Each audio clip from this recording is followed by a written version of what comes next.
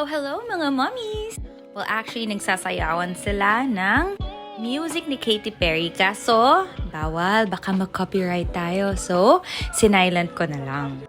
So, habang sumasayaw-sayaw sila, naghahanda na ako ng mga ingredients na gagawin natin for our snacks.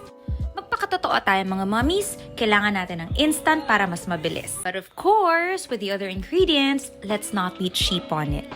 If you have a real chocolate chips, then so be it at ilagay ninyo.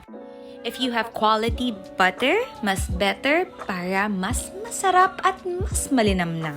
Pinre-melt ko na pala yung butter ko mga mommies para mabilis. Kasi alam nyo naman, yung aking customer napaka-impatient. Gustong-gusto nang kumain.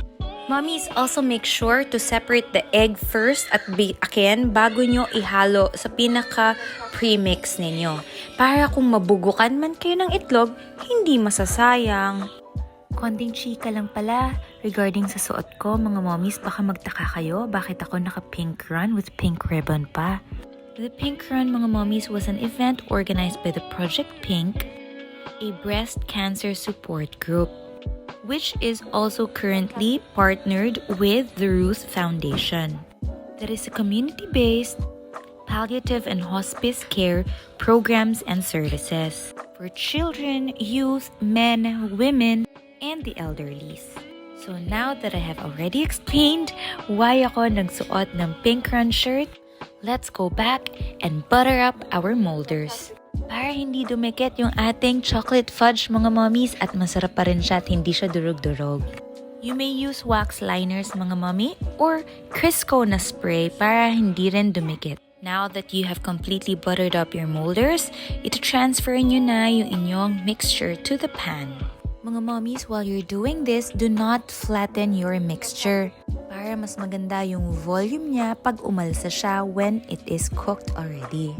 And now that it's already smooth, you can now add your sprinklers or your toppings. With this video mga mommies, what I am using is Abra dark chocolate. Ang galing nga nitong chocolate chip na to mga mommies, hindi siya mapait.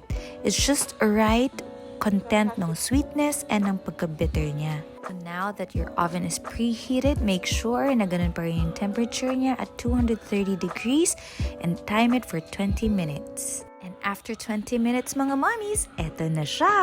And if you want to watch these kind of videos, mga mommies, please do follow my other socials. That's Instagram, Facebook, and YouTube. That's ctonyadeguzman. I will be having a giveaway soon. Till our next, mga mommies, enjoy!